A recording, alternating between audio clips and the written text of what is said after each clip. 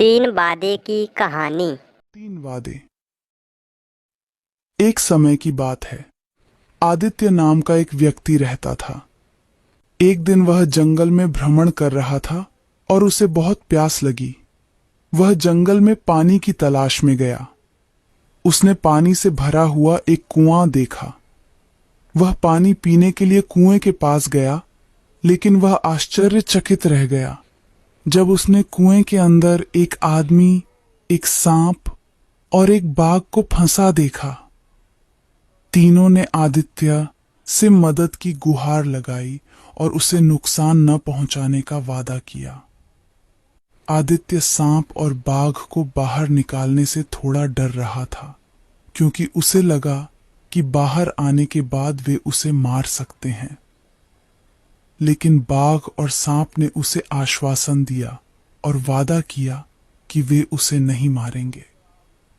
वादे से संतुष्ट आदित्य ने कुएं के अंदर एक लंबी रस्सी फेंकी और बाघ को खींच लिया। कुएं से बाहर आकर बाघ ने कहा, धन्यवाद मेरे प्यारे दोस्त। यदि तुम दोबारा जंगल में आओ तो कृपया मेरी गुफा में अवश्य आना। मुझे अपना वादा चुकाना अच्छा लगेगा। इसके बाद आदित्य ने सांप को कुएं से बाहर निकाला।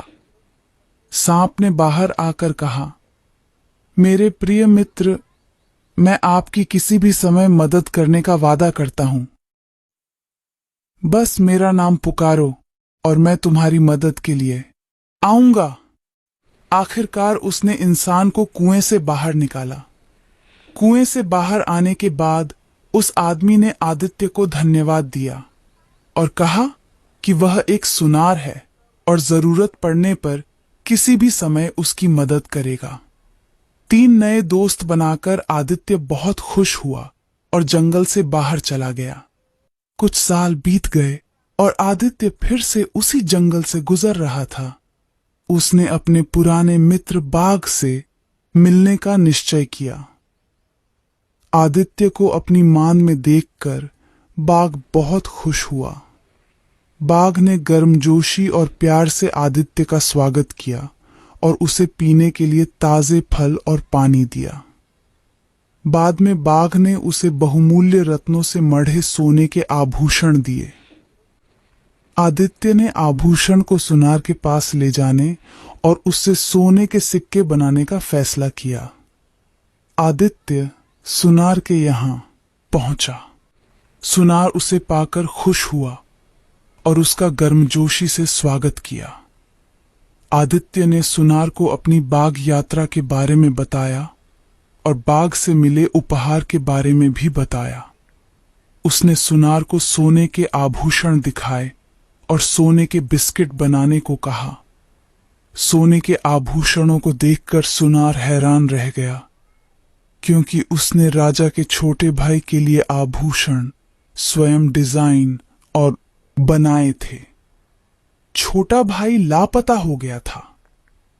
राजा बहुत दुखी और निराश था। राजा ने उसके छोटे भाई के बारे में जानकारी देने वाले को इनाम देने की घोषणा की। सुनार जो चालाक था, उसने आदित्य के बारे में गलत जानकारी देकर इनाम लेने की सोची। इसलिए आदित्य को कुछ समय आराम करने के लिए कहकर सुनार राजा से मिलने महल में गया।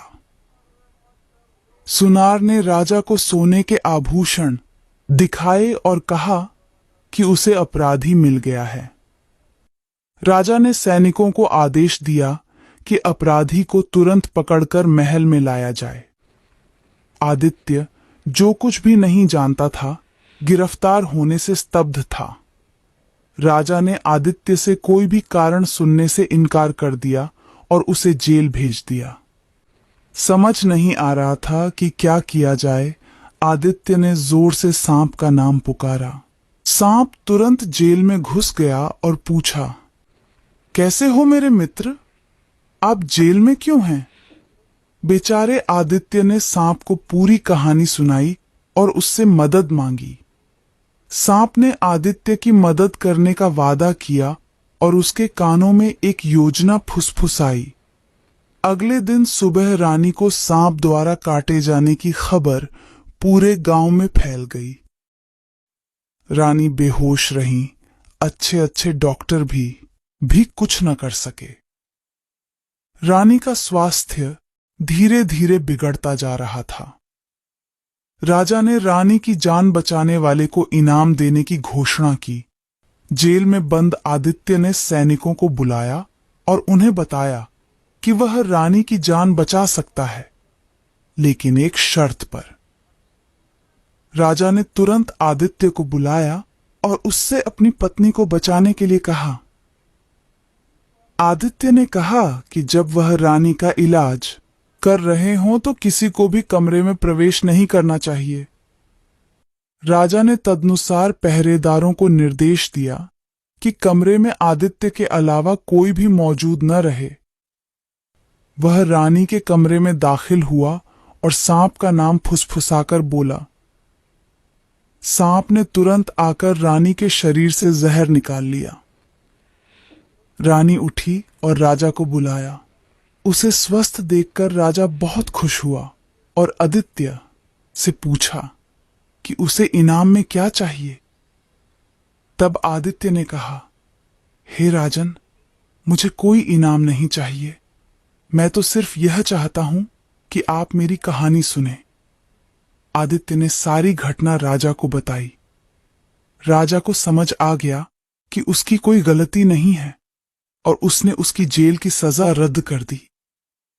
राजा ने आगे आदित्य को सोने के सिक्के दिए और सुनार को उसके झूठ के लिए दंडित भी किया। दोस्तों, ये कहानी कैसी लगी कमेंट कर जरूर बताएं और इस चैनल को लाइक और सब्सक्राइब करें ऐसे ही वीडियो देखने के